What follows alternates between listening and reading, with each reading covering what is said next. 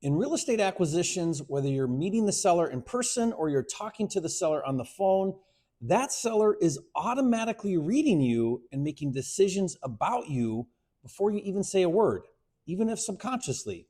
Your tone, your pace, your posture, your silence, all of it tells the seller one thing. Is this investor someone I can trust or someone I can push around? You see, in real estate sales, status and positioning determine whether a seller lowers their guard and their price or holds on to irrational numbers and waste your time. After 20 years in real estate and after closing thousands of deals over the years, I've learned something powerful in how you interact with sellers. The deals don't go to the smartest investor, they go to the investor with the strongest authority. So in this video, I'm going to show you 10 behaviors that instantly lower your status with sellers and exactly how to flip each one into a power move that gets you more signed contracts. All that and more coming up. Go to warmleadsdaily.com to get exclusive warm leads sent to you daily. These leads are ready to go and want a cash offer on their property. Hurry, spots are limited. Go to warmleadsdaily.com now to claim your leads. Listen, top closers build trust, they reduce seller resistance, and they consistently get contracts signed without pressure or sleazy tactics. Unfortunately, most new investors make deadly mistakes that cost them deals. The first and biggest way to lose authority and kill deals with sellers is over-explaining. Most new investors talk themselves out of the contract because they justify their offer, they explain every little detail, they defend their numbers, and they try hard to make the seller understand.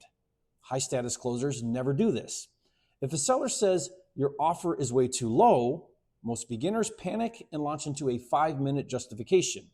A pro closer calmly says, that's just where the numbers fall on properties like this. Were you hoping for more? Then you go silent. Silence is your leverage. Silence forces them to react. Don't justify. Don't seek approval. Say it once. Respond with a question so that you always control the frame. Tell me a little bit more about that. How's that affecting you? What have you tried so far? Asking sincere questions disarms people and gets real motivation to the surface. The opposite of over-explaining is keeping things simple and transparent. Explain things like you would to a friend. Here's what happens next. Here's what I'll send you. Here's what that means. Complexity breeds fear. Simplicity builds confidence. So here's your action item. Apply what I call the one-line rule. The one-line rule is where you deliver your point in just one sentence. Then ask a question. This gives you a guideline to make sure that you don't ramble or over-explain. For example, Mr. Seller, it sounds like what you need is a cash buyer who can close quickly. How were you thinking about handling that? Simple, direct, and powerful. The second way to lose authority and kill deals with sellers is to react emotionally to difficult sellers. Every acquisition person deals with rude sellers. Most new investors react defensively. The reason my offer is so low is because, fill in the blank with justifications. But the moment you react, you lose the frame. A pro closer is a calm closer because staying calm is unpredictable. It's not what the seller is expecting, and unpredictability elevates your status. The next time a seller says something like, "You investors are all crooks," instead of reacting defensively, pause, acknowledge the seller by saying something like, "Sounds like you've had a rough experience with investors before."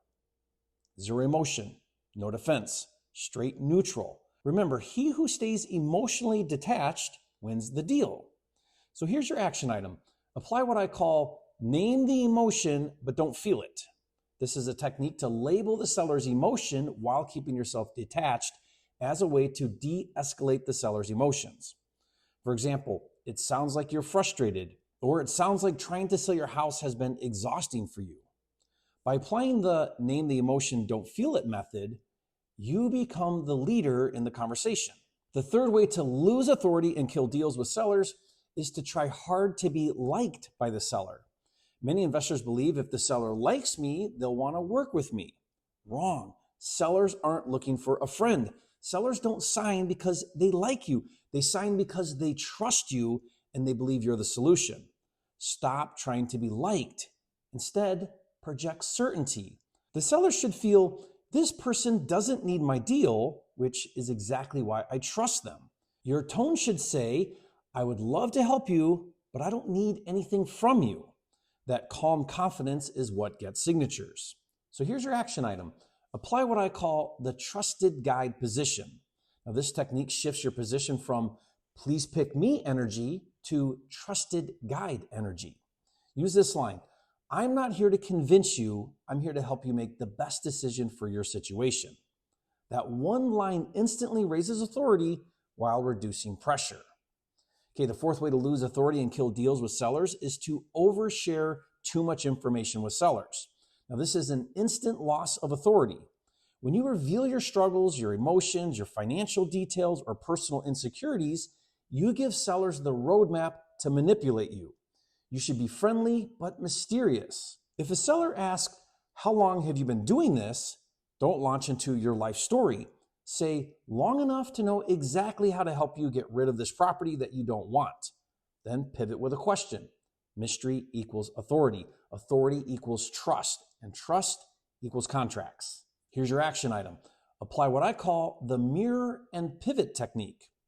When a seller asks something personal, mirror the question, then pivot back to them. For example, if a seller says, how many deals have you done? You respond, enough to know how to get this handled for you. Let me ask you, what matters most to you about the timeline? It's clean, it's confident, it's high status.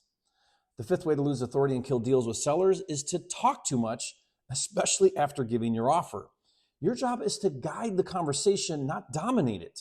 The more the seller talks, the more you learn, and the easier it becomes to structure a good deal.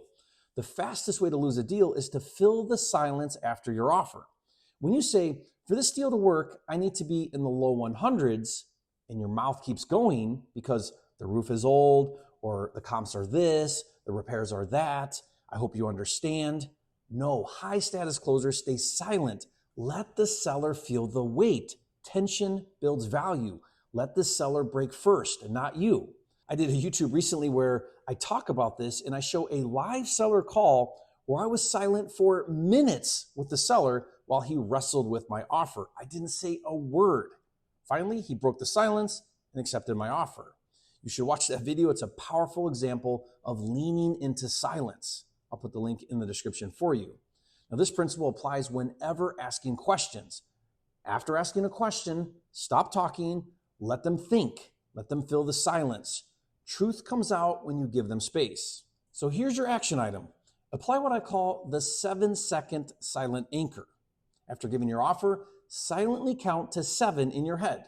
7 seconds feels like forever, but it forces you not to break the silence, and it puts pressure back where it belongs, on the seller.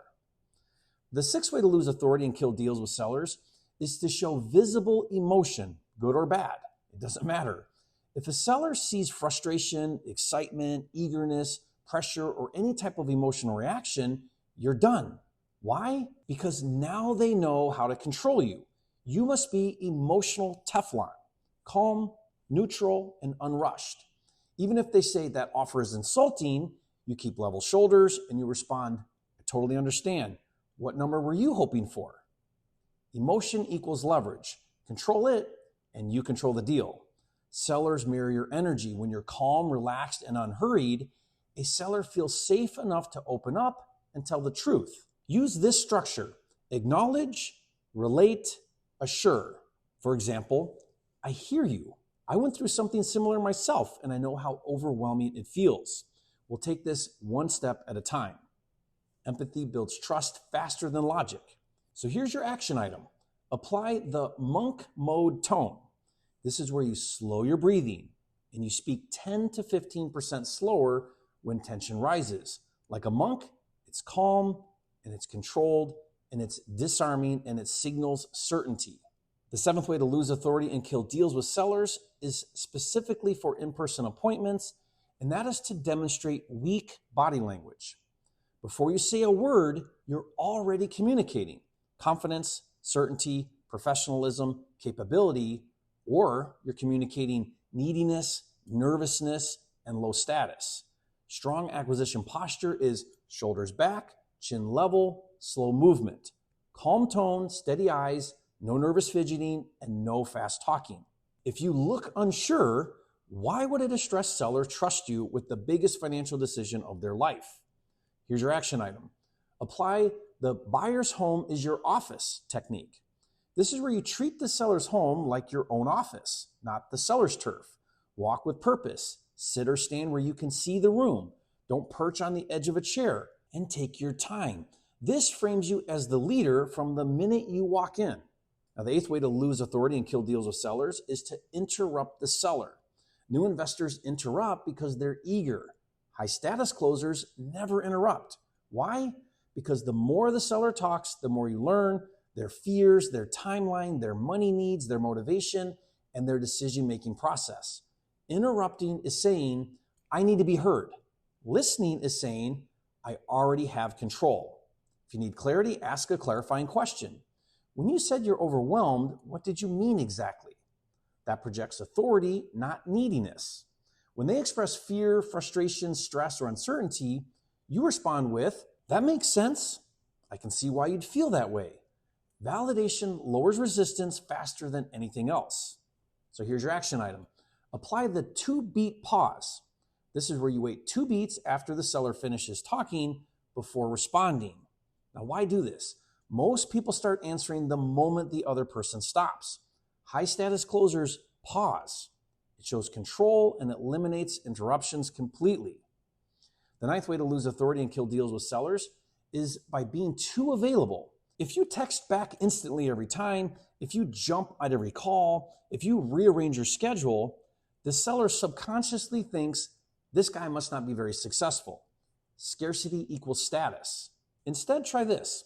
If a seller calls, don't answer, and instead text and say, hey, I saw you called, just wrapping up with something important, what's going on? You become the prize. Make them pursue you, not the other way around. So here's your action item. Apply the 90-10 availability rule. This is where you're available 90% of the time, but you should only appear available 10% of the time. Here's a practical example. Don't answer instantly. Give it 15 to 45 minutes when possible. Never send back-to-back messages. And keep replies short and decisive. This creates healthy chase energy without being manipulative. And the 10th way to lose authority and kill deals with sellers is poor positioning. And this applies in person or on the phone. Your physical and conversational positioning determines your authority.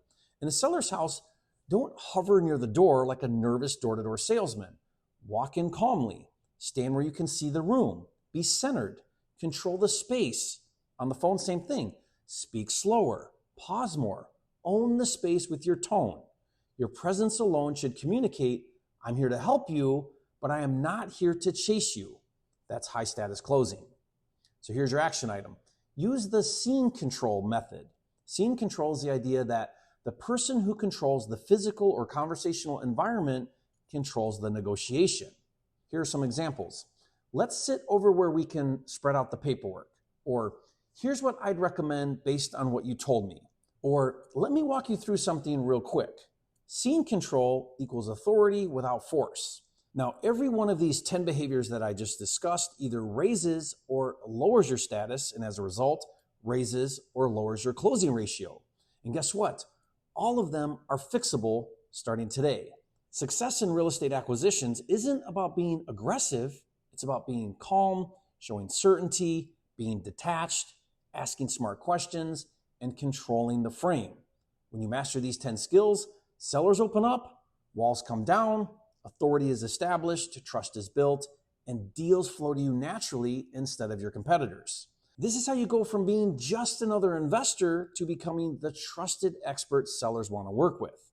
And here's the thing, nothing in this video will matter if you don't apply it immediately. And the best way to get better is to get in the reps. The best way to have plenty of reps is with PropWire's new Warm Call Leads program. For only $499, you get 10 warm leads delivered to your email every day. That comes at just $2.49 per lead. To learn more, go to warmleadsdaily.com. Finally, getting good at closing comes down to asking the right questions at the right time. What I want you to do next is watch a video where I share 20 powerful phrases to say to sellers to help build trust. Watch that now, and I'll see you on the next video.